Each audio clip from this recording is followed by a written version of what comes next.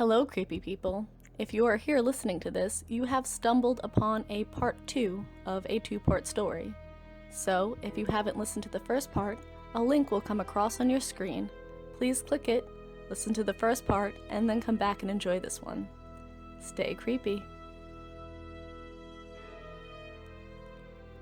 This won't make much sense to you if you haven't read the first part. Again, this was a conversation with my uncle, who was an air traffic controller in Atlantic Municipal Airport, Iowa, during the 70s. This is his account, word for word, and I'm just typing it up. The city council finally listened to me and decided to install a security camera. Due to municipal bureaucracy and limited funds, or so they say, they only mounted one camera that could stream video into the control room. Stream, not record. Let that sink in. Who installs cameras that only stream? Town of Atlantic does, that's who. Anyways, I had to pick my battles, so I had them install the camera in front of the tower door. That way I could always see who's outside. A good month had passed since the last encounter, and to be honest, the horror started to dull away. It was still fresh in my mind, yes, but the lack of new developments had me thinking it ended as quickly as it started. In my mind, she was probably some lunatic who decided to move on. Then, on May 3rd, I received a memo letting me know I needed to stay late that day, since some local politician's plane was due to land around 10 p.m. Naturally, I guess, my mind went straight to thinking about the crazy girl. You know, this was the first late night for me since the last encounter. 9:45 p.m. came around and there was no sight of the plane. I didn't care though. My eyes were glued to the binoculars, searching for any movement on the strip. Even a minimal commotion and my heart would race. Then, Jesus, it still scares me to this day. Then, for some reason, I decided to look down at the monitor the camera was streaming on, and my world turned upside down. I expected her, I really did. You can expect something unnatural, but you're never really ready for it. You always hope that it's just your imagination or something, but no, there she stood, right in front of the camera in her summer white dress. She looked different though. She was holding her arms as if she were freezing, she was shaking, and I could hear her cry through the shitty speakers they gave me. This wasn't the entity I remembered terrorizing me. Then she looked up at the camera, and though the picture was grainy and black and white, I could see tears in her eyes. "Please, it's freezing out here," she cried at the camera. Audio was obviously out of sync, as she'd open her mouth and the voice would come through my speakers much later. "Please." I'm not sure what you'd do in that situation, but I immediately saw an opportunity. If I can bring her in and call the security guard, I'd finally have proof that I wasn't making it all up. "Jerry, get to the control tower right now, please," I said as I stood up. I walked down, I know. I shouldn't have left an active control tower, but this was my chance. I propped the door open, adrenaline fucking bursting through my pores. Are you okay?" I mumbled with my voice cracking like a schoolgirl's. Shit, I was scared, man, you know? She was still sobbing, hair covering her face. I was shaking, not sure whether from cold or fear, or both, but I needed to get her to come in. I stepped out. She took a step towards me, still crying. Ma'am, are you alright?" I spoke again, this time more firmly. She moved the hair off her face and looked me straight in the eyes. God damn, I can't explain it, but her eyes, although still filled with tears, just weren't the same as on camera. They widened, and I swear to you, she wasn't blinking. "Ma'am, please step back," I said as she moved one step closer, now about a foot away from me. "Ma'am, please step back." She repeated my words, nearly freezing the blood on my veins.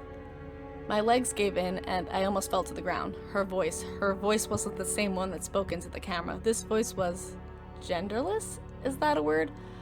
Her voice didn't belong to a woman or a man, I swear to you. But that wasn't what petrified me. Fuck. See these goosebumps?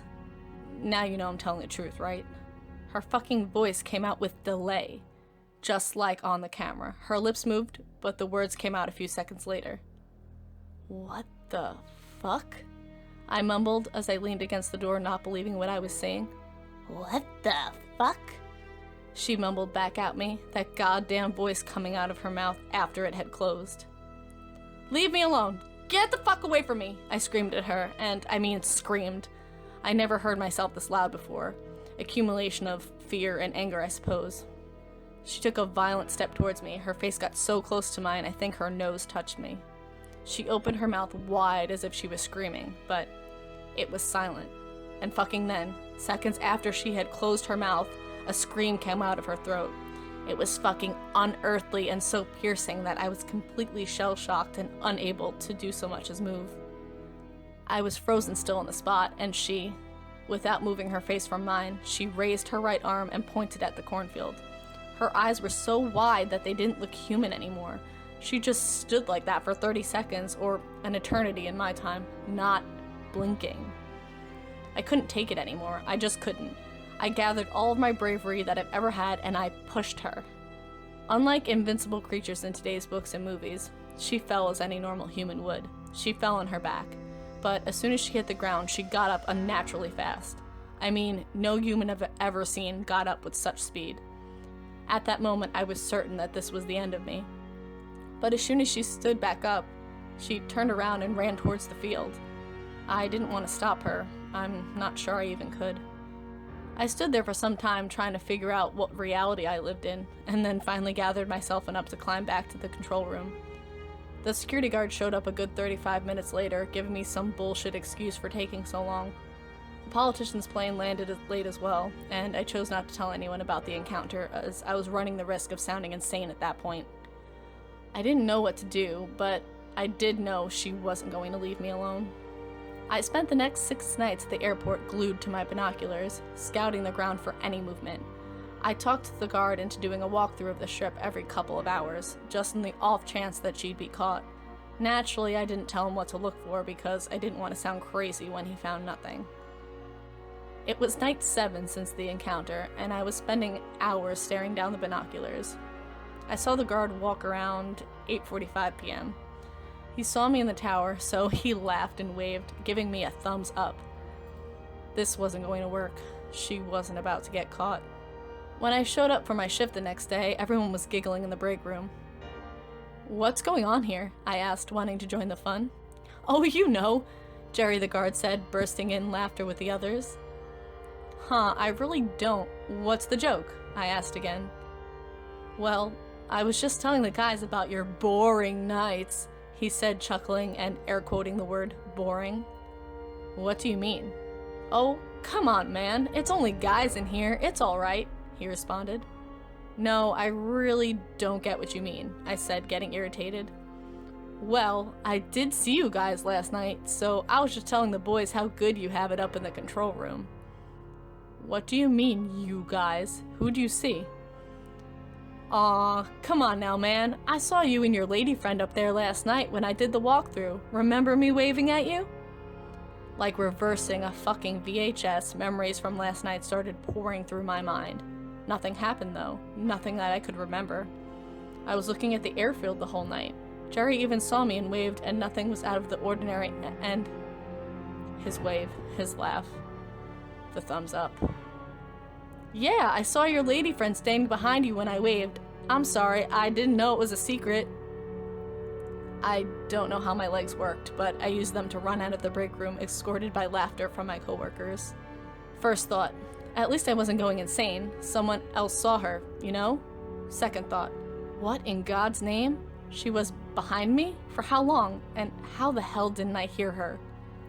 I honestly had no idea what to do at that point. The only hope for my well-being was that she'd get caught by someone other than me. Otherwise, everything I'd said to anyone would make me sound insane.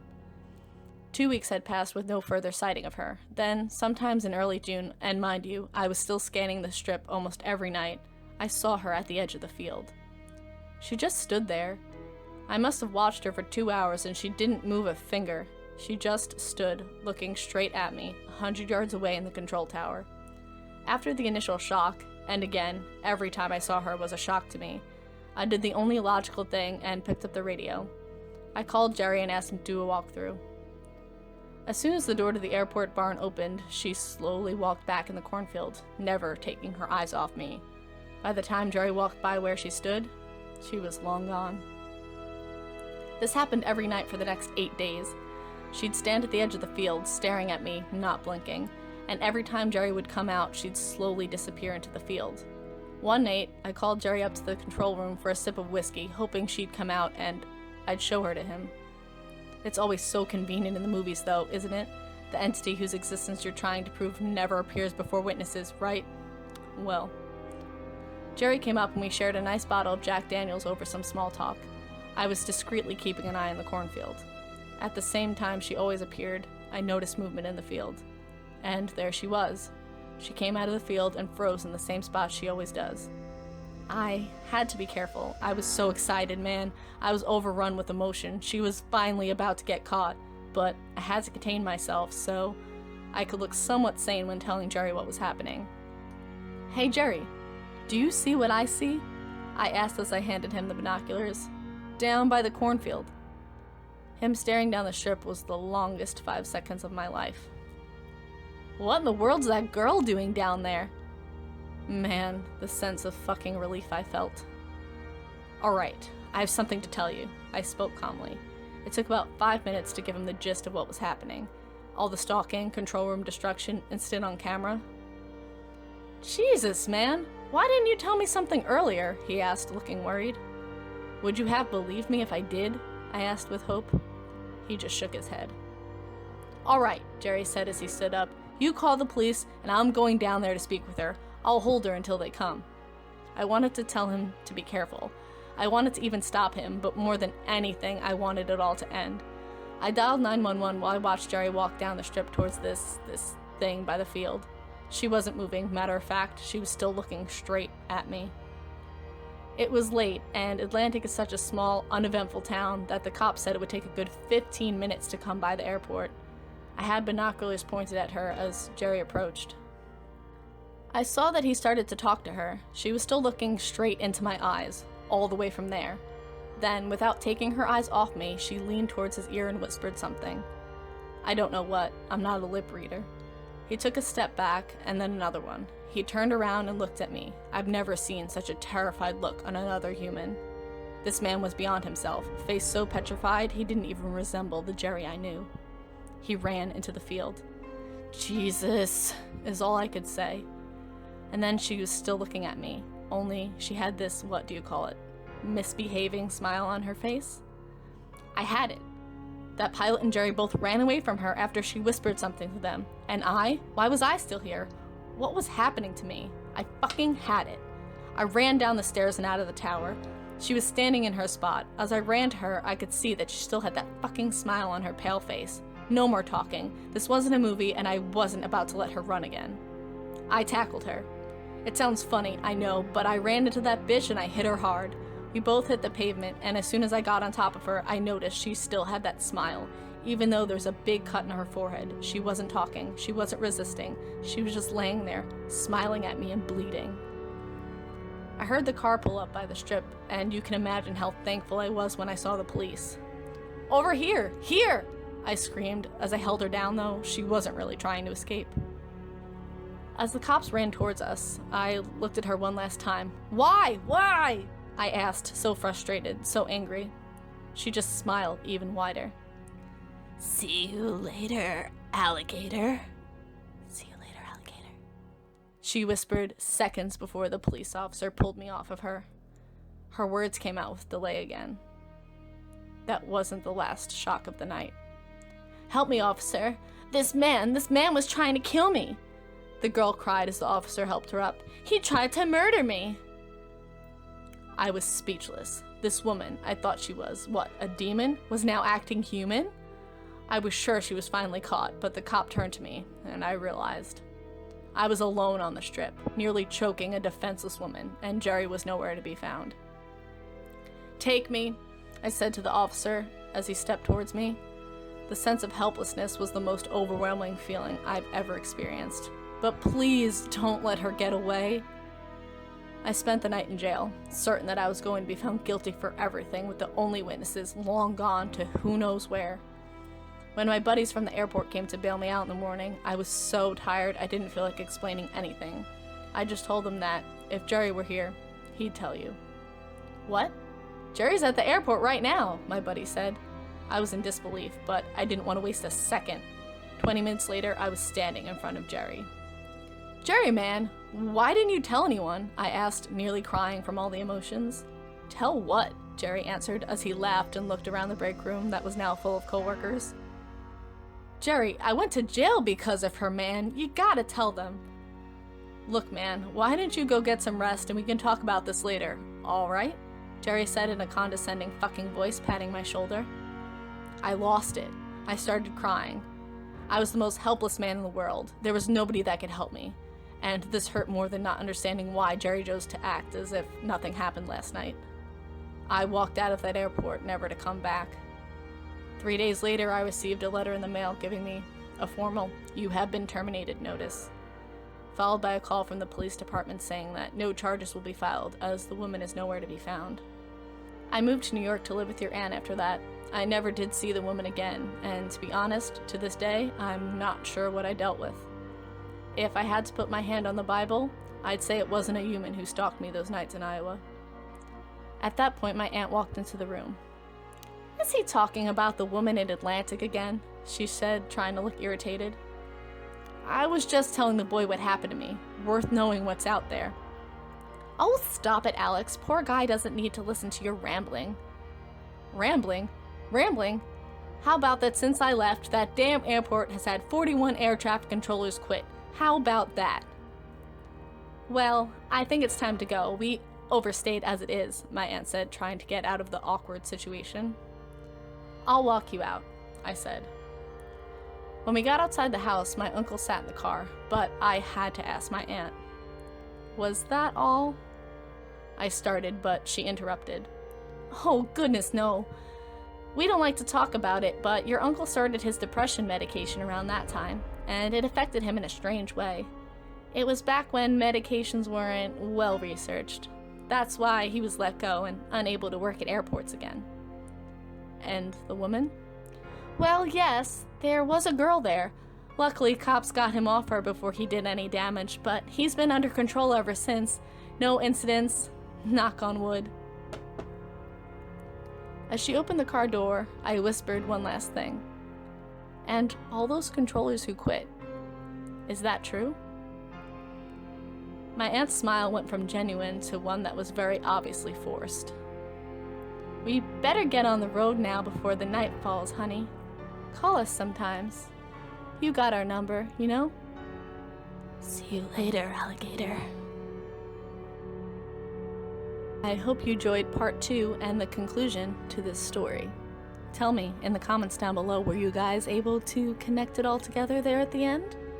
Leave me a comment, let me know. Make sure you click that blood red button down below, subscribe, also remember to give this video a thumbs up, and check the description box to like and follow me on all of my social media. Stay creepy.